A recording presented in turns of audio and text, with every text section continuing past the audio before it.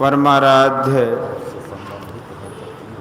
सद्गुरु महाराज के प्रवचन का पाठ महर्षि में ही सत्संग सुधा सागर से प्रवचन संख्या 197 प्रकृति देश काल का उपादान कारण।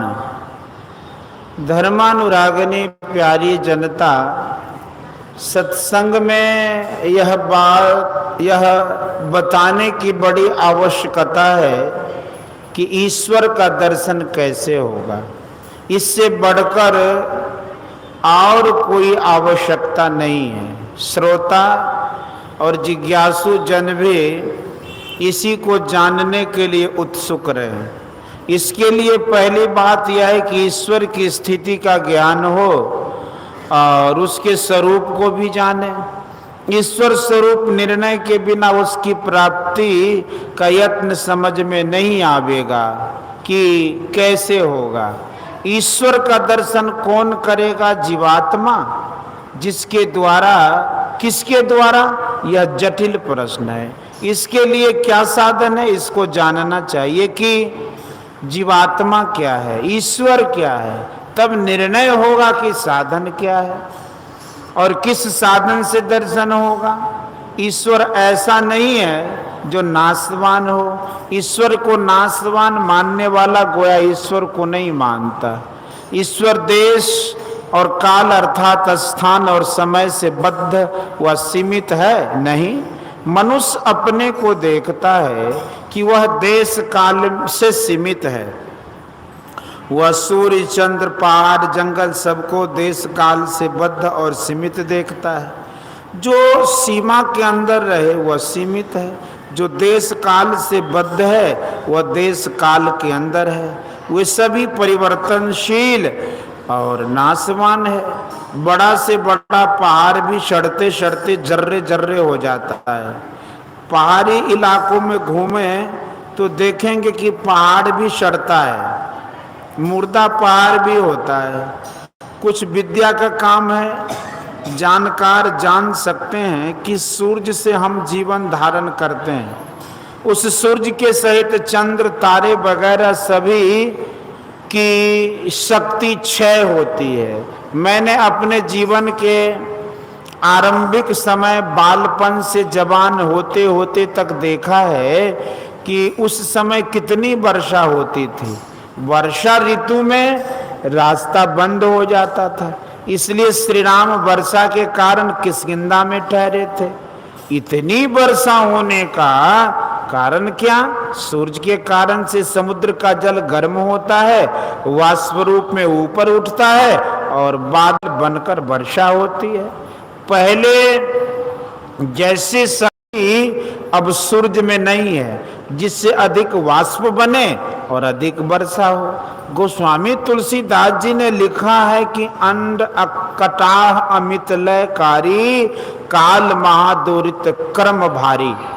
ये सभी जितने हैं सभी देश काल के अंदर सीमित है। स्थान और समय किससे होते हैं? एक तत्व है जिसको परमात्मा ने सृजन कर उपादान बनाया, उससे अनेक पिंड ब्रह्मांड और देश काल बने। देश काल के बिना कुछ बन नहीं सकता। उसका नाम है सम्यावस्था धारिणी जरात्मिका मूल प्रकृति। देश और काल के होने से ही कुछ बनता है।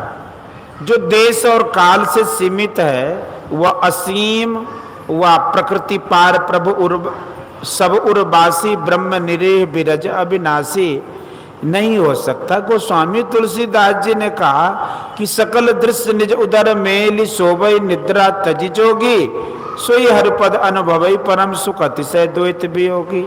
शोक मोह भय हर्ष दिवस निशि देश काल तह नाही, तुलसीदास यही दशाहीन संशय निर्मूल न जाहि। देश काल प्रकृति से बने, अर्थात प्रकृति देश काल का उपादान कारण है। जो भी हददार व सीमित पदार्थ है सभी माया और नाशवान है। यदि कोई कहे कि प्रकृति के परे ही वह ईश्वर है, इधर नहीं है क्या? तो देखो कि पांच तत्वों में जो जितना सूक्ष्म है वह अपने से स्थूल में व्यापक होता हुआ अपना मंडल उन सब से ऊपर भी रखता है, उसी तरह ईश्वर सर्वव्यापक होते हुए सबसे परे भी है। व्यापक व्याप अखंड अनंता अखिल अमोघ शक्ति भगवंता, राम स्वरूप तुम्हार वचन अगोचर, बुद्धि पर अभिगत अकथ अपार, नेत नेत नित निगम का। यह है राम ईश्वर परमात्मा। वह देश काल में व्यापक होकर उससे भी परे है, इससे अधिक फैलाव रखने वाला कुछ नहीं है। कुछ अवकाश छोड़कर वह रहेगा ऐसा नहीं हो सकता। जो सबसे प्रथम का है वह देश काल को भरकर, प्रकृति मंडल को भरकर उससे ऊपर रहकर निर्लेप रहता है। जो जितना अधिक व्यापक होता है वह उतना ही अधिक सूक्ष्म होता है। सूक्ष्म तत्व को पकड़ने का यंत्र सूक्ष्म होता है। छोटी घड़ी के कलपुर्जों को पकड़ने के लिए महीन महीन यंत्रों की, और बड़ी घड़ी के कलपुर्जों को पकड़ने के लिए मोटे मोटे यंत्रों की आवश्यकता होती है। सूक्ष्म तत्व को स्थूल यंत्रों से ग्रहण नहीं कर सकेंगे। जिस तरह के तत्व को ग्रहण करना चाहते हो उसी तरह के यंत्र से ग्रहण कर सकते हो। आंख से रूप, कान से शब्द, जिह्वा से रस, नासिका से गंध और त्वचा से स्पर्श का ज्ञान होता है। पंच ज्ञान इंद्रियों से पंच विषयों, तन्मात्राओं, सूक्ष्म तत्वों को ग्रहण कर सकते हो। एक इंद्रिय से दूसरी इंद्रिय का विषय ग्रहण नहीं कर सकते। स्थूल इंद्रियों से स्थूल पदार्थों का ग्रहण होगा, सूक्ष्म का नहीं। सारी इंद्रियां माया से निर्मित हैं, निर्मायिक से ही निर्मायिक तत्व का ग्रहण हो सकता है। परमात्मा को अव्यक्त ही ग्रहण कर सकता है। इसलिए यह खोज करो कि उस ईश्वर तक कौन जाए, कौन दर्शन करे। बुद्धि निर्णय कर सकती है, देख नहीं सकती। अपने को सोचो कि अपने आप क्या हो, अपनी बुद्धि से नहीं समझते हो तो संत वाणी से ही समझो। ईश्वर अंश जीव अविनाशी, चेतन अमल सहज सुख राशि। तुम शरीर और इंद्रिय के संग से जीवत्व दशा में हो। शरीरों और इंद्रियों को संग छोड़कर तुम बूंद नहीं रहकर समुद्र हो जाओगे। तुम्हारी ज्ञान शक्ति से ही मन बुद्धि आदि इंद्रियों में ज्ञान शक्ति है, लेकिन तुम्हारा जो निजी ज्ञान है और इंद्रियों के संग से जो ज्ञान है इसमें अंतर है। जैसे लालटेन के भीतर टेम का जो निज प्रकाश है सो पृथक है, और उसके ऊपर लगे हुए रंगीन शीशे के अनुकूल उसका प्रकाश जो बाहर फैलता है वह भिन्न प्रकार का है। अर्थात लाल शीशा के कारण प्रकाश का रंग लाल, और हरा शीशा होने पर हरा प्रकाश होता है। इसी तरह माया के आवरण के कारण से माया संबंधित ज्ञान युक्त होकर चेतन जीव माया को ही ग्रहण कर सकता है। इन आवरणों के अंदर रहकर तुम निर्मायिक स्वरूप को ग्रहण नहीं कर सके। तुम केवल दशा प्राप्त करो तब तुम अपने निज स्वरूप में आओगे। रंगीन शीशा के कारण प्रकाश का रंग और बिना रंगीन शीशा के प्रकाश में जो अंतर है वही तुम्हारा निज ज्ञान और इंद्रियों के संग से ज्ञान में अंतर है। अभी तुम अपने को भी नहीं जानते हो। तुम कहते हो कि मैं हूं, यह अहंकार इंद्रिय के संग के कारण कहते हो। आंख का क्या, आंख का ज्ञान आंख को ही होता है, दूसरी इंद्रिय को नहीं। कोई कहे कि आंख में लाली आ गई है तो आईने में आंख से ही देखी जाएगी। इसी तरह चेतन आत्मा से ही परमात्मा का दर्शन होगा। बीच में साधन लेना होगा। साधन में दिव्य दृष्टि होती है। चेतन आत्मा पर से सारी मैल निकलती जब चेतन आत्मा के ऊपर से सारी मैल उतर जाएगी तभी चेतन आत्मा ईश्वर को पावेगी। यही मोक्ष होगा, यही असली दर्शन होता है, यह सबसे बड़ा काम है। इसके अलावे का दर्शन माहिक दर्शन है। जब कोई अपने को शरीर, अंतःकरण और प्रकृति से अलग करे तब इस प्रकार का ज्ञान होता है। अभी हम जहां बैठे हैं वहीं से चलेंगे। इस शरीर में हम हैं, इसलिए हम ईश्वर से मिलने के लिए चलेंगे तो शरीर ही शरीर चलना होगा।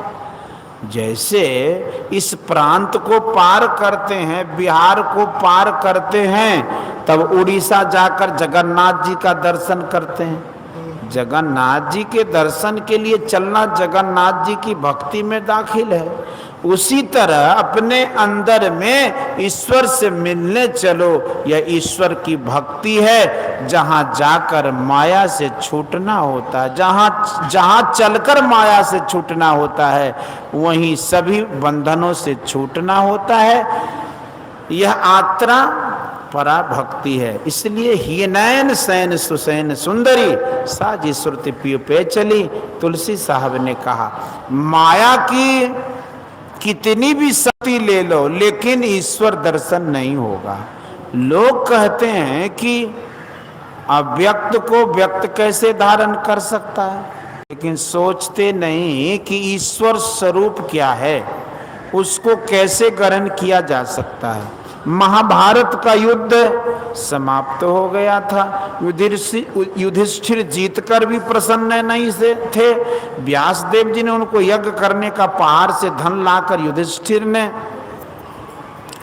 व्यासदेव जी की बात में विश्वास किया। उनका मन अव्यक्त धन में लगा। व्यासदेव जी के बताए रास्ते से गए, कहे अनुकूल अनुष्ठान किया, उनको धन मिला और उन्होंने यज्ञ किया। वह परम धन परमात्मा अव्यक्त है, उसका पता बता देने वाले संत हैं। वे रास्ता बताते हैं, अनुष्ठान का यत्न बताते हैं। जैसे अव्यक्त धन में युधिष्ठिर का मन लगा था, उसी तरह अव्यक्त परमात्मा में मन लगाओ। संत लोग जो यत्न बताते हैं उस यत्न से चलो तो अव्यक्त ईश्वर को पाओगे। यदि कोई कहता है कि इसी शरीर में जाकर दर्शन करेंगे तो देखो कि जय विजय को बैकुंठ में साप मिला। जितने भी लोकांतर है सभी में माइक रूप है। परमात्मा के रहने के लिए कोई अवलंब नहीं है। ईश्वर स्वरूप क्या है, उसकी प्राप्ति कैसे होगी और उसको कौन प्राप्त कर सकता है, इन बातों को मैं साफ साफ समझा देना चाहता हूँ।